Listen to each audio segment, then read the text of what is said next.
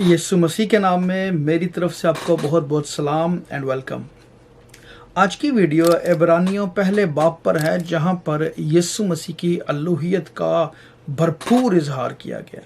और जैसे यूहन्ना की अंजील भरी पड़ी है यीशु मसीह के खुदावंदी पहलू से, उसके इलाहियात के पहलू से, उसके अजली और अबदी होने के, खुदा होने के पहलू से, वैसे ही इब्रानियों का जो पहला बाब है, ये थियोलॉजियंस इसको बहुत कोट करते हैं और वाकई इसके अंदर भरमार है, क्योंकि यहाँ पर यीशु मसीह को सबसे पहले जो है ना वो नबियों से ऊपर करार दिया गया, यानी इंसानों से, नबियों से, पैगंबरों से। He is above then them. और उसके अलावा फरिश्तों से भी ऊपर बताया गया है। फिर उसके बाद जो है ना खुदा के बराबर लिख दिया गया, और वहाँ पर जो हवाले कोट किए गए हैं वो खुदा की ज़ात के हवाले हैं, यहोवा खुदा के हवाले से हैं वो हवाले। आमीन। सो अगर आपने सीखना है तो मेरे साथ इस वीडियो में ज़रूर बने रहे। हम 3-4 आयात को देखेंगे और उसके अंदर आपको पता चलेगा कि मसीह को सजदा भी किया जा रहा है, मसीह को यहोवा के तौर पे भी पुकारा जा रहा है, और मसीह को फरिश्तों से भी बुलंद और बरतर मुकाम दिया जा रहा है। आमीन। Let's see. पहली ही आयत में लिखा है कि अगले ज़माना में खुदा ने बाप दादा से हिस्सा ब हिस्सा, तरह ब तरह नबियों की मार्फत कलाम करके इस ज़माना के आखिर में हमसे बेटे की मार्फत कलाम किया है। और कहता है कि जिसे उसने सब चीज़ों का वारिस भी ठहराया, जिसके वसीले से आलम भी पैदा किए। सो पहले नबियों से, लेकिन अब बेटे के वसीले से। और जब बेटे के वसीले से कलाम किया है तो कहते सब चीज़ों का वारिस ठहरा दिया। अब ये देखें, वारिस होना और खालिक होना ये खुदाई पहलू हैं, कि जिसने तमाम आलम पैदा किए हैं। अब आलम देखें, हम इंसान होते हैं, हमें तो सिर्फ ज़मीन या कुरा अर्ज़ के पास जो थोड़ी बहुत गैलेक्सी है उनका ही अंदाज़ा है, लेकिन खुदा ने ये जितनी की जितनी कायनात है उसके अंदर जो भी खलकत है, छोटी से छोटी और बड़ी से बड़ी, माइक्रो सेल्स तक खुदावंद की खलकत में आते हैं। और उसके अलावा ये बड़े बड़े सियारे और सितारे और कायनात के अंदर जितने कहकशाएँ हैं जी, ये भी खुदावंद के हाथ में है। उसी ही के हाथ ने ये सारा क्रिएट किया। और ये मसीह की बाबत कहा जा रहा है। और आगे लिखा है, वो उसके जलाल का परताव और उसकी ज़ात का नक्श होकर सब चीज़ों को अपनी कुदरत के कलाम से संभालता है। एक तो वो ज़ात का नक्श है, और ज़ात का नक्श जो है ना, ज़ात मतलब ये खुदा की जो हस्ती है ना, उसका नक्श है, उसका इम्प्रिंट है, उसकी मोहर है। यूनानी में जो लफ्ज़ यूज है उसको जब देखें तो ये मोहर के तौर पे, इम्प्रिंट के तौर पे, कि ये बादशाह की बात ही है, ये बादशाही फरमान ही है जो जारी हो गया। और फिर कहते हैं कि ज़ात का नक्शा, जलाल का पर्दा है जी, कि खुदा की जो रेडियंस, जो उसका जलाल है, जो उससे निकलती है। इसीलिए यीशु मसीह कहते हैं कि मैं बाप में से निकल कर आया हूँ। ये नहीं कि मुझे पैदा किया गया या मुझे बनाया गया या मुझे क्रिएट किया गया, नहीं, मैं उसमें से निकल के आया हूँ। मैं, यानी कि जो एसेंस है उसकी, जो सोर्स है, जो हस्ती है, वो वही है जो मैं हूँ। इसीलिए खुदा कहते हैं कि जिसने मुझे देखा उसने बाप को देखा। आमीन। अच्छा जी, और आगे देखें, कहते हैं कि सब चीज़ों को कुदरत के कलाम से संभालता है। ये जितनी कायनात खुदावंद ने पैदा कर दी है, ये हर एक चीज़, कवानीन जो है खुदावंद के कवानीन के मुताबिक हर एक चीज़ कायम है। और वो ये सारी बातें जो इब्रानियों 1, 2, 3 ये जो आयात में पढ़ रहा हूँ, ये सारी कह रही हैं कि ये बेटे से मुंसलिक है। ये यीशु मसीह की बाबत है बात। अच्छा, अब आगे आए और चौथी आयत लिखा है, और फरिश्तों से इसी कदर बुजुर्ग हो गया जिस कदर उसने मिरास में उनसे अफजल नाम पाया। इनके फरिश्तों से भी वो बुलंद है रुतबे में, कि खुदावंद का, यीशु मसीह का रुतबा जो है वो फरिश्तों से भी ऊपर है। वो पैगंबरों से भी ऊपर है, नबियों से भी ऊपर है, और वो फरिश्तों से भी ऊपर है। आमीन।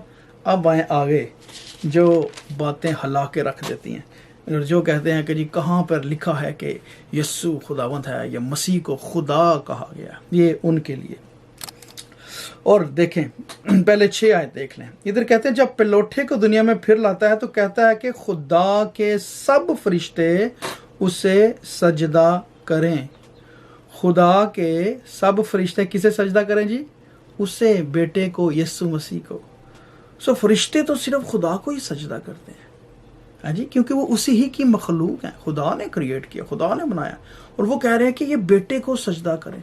सो अगर यीशु को फरिश्तों ने सजदा करना है, that means he is a creator. He is equal to god, वो खुदा ही है, क्योंकि उन्होंने ही उसको बनाया। अच्छा चलें, अब जी खुदा कहाँ लिखा है, ये तो फरिश्तों की बात होगी। आगे लिखा है कि वर्स 8 लिखा है कि मगर बेटे की बाबत कहता है कि आए खुदा तेरा तख्त अब्दुल-आबाद रहेगा। आमीन जी। और ये जो इब्रानियों का ख़त लिखने वाले हैं ये कोट कर रहे हैं ज़बूर 45 की 6 आयत, कह रहे हैं आए खुदा तेरा तख्त अब्दुल-आबाद रहे। और ये किसको कह रहे हैं? बेटे को, कि बेटे को खुदा कहा जा रहा है।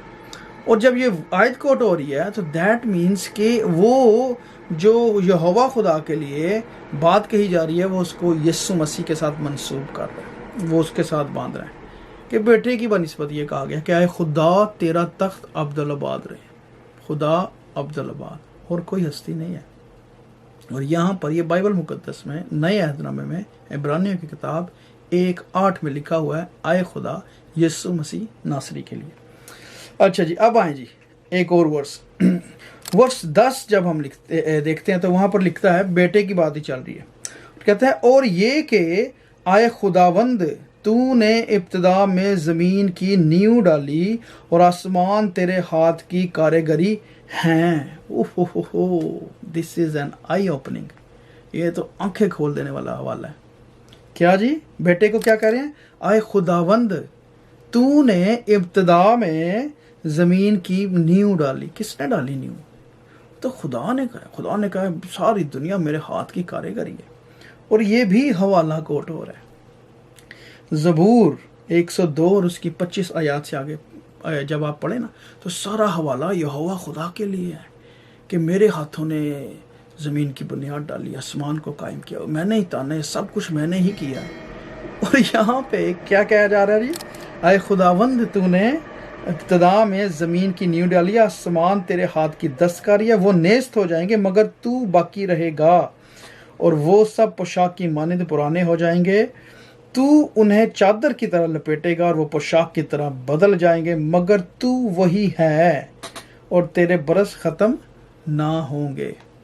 सो ये यीशु मसीह के लिए खुदावंद खुदा खुद, यानी कि यहोवा खुदा यीशु मसीह को खुदा कह रहे हैं। इस हवाले के मुताबिक कहते हैं जी बेटे की बाबत ये कहता है, खुदा कह रहा है बेटे की बाबत, और क्या कह रहा है? आए खुदावंद तूने इब्तिदा में ज़मीन की नींव डाली और आसमान तेरे हाथ की दस्तकारी है। आप इसको झुटला ही नहीं सकते। What counter evidence you will bring, आप इसके बराबर में और क्या लेके आएंगे हवाला? आप ये कह सकते हैं हाँ जी ये झूठ लिखा है जी, नहीं नहीं ये ऐसी बात नहीं, ये इब्रानियों का खत ही झूठ है। और इब्रानियों का खत इट्स एन अमेजिंग बुक जिसके अंदर खुदावंद की एलोहियत की बड़ी बातें हैं। हालेलुया। सो जब आपसे कोई पूछे कि जी कहाँ पर लिखा है खुदा यीशु मसीह को खुदा, तो उनको इब्रानियों का खत पहला बाब और आपने उसकी पहले 8 आयत निकाल के दिखानी है और फिर 10वीं आयत निकाल के दिखानी है कि ये देखे यहाँ पर खुदावंद भी लिखा हुआ है, खुदा भी लिखा हुआ है, और क्रियोस का वर्ड यूज़ हुआ है जहाँ पे खुदावंद है ना, क्रियोस। और पुराने अहदनामे में खुदावंद के लिए जो वर्ड यूज़ है वो यहोवे के लिए यूज़ हुआ है, वो यहोवा है इब्रानी मतन में, और यहाँ पे क्रियोस, और वो बेटे के लिए इस्तेमाल हो रहा है, सेम वर्ड जो खुदा के लिए इस्तेमाल होता है। हालेलुया। अच्छा एक बात और, यूहन्ना 1:1 में कहा जाता है कि जी वहाँ पे द गॉड नहीं लिखा है, जहाँ पे है ना कि इब्तिदा में कलाम था, कलाम खुदा के साथ था, कलाम ही खुदा था। कहते हैं कि वहाँ पे आर्टिकल द नहीं लगा, द गॉड, क्योंकि जब हम कहते हैं द वर्ल्ड तो हमें पता है कि एक ही दुनिया है। सो जब द गॉड लग जाता है तो फिर एक ही खुदा की बात हो रही है जो यहोवा है जिसने खलक किया।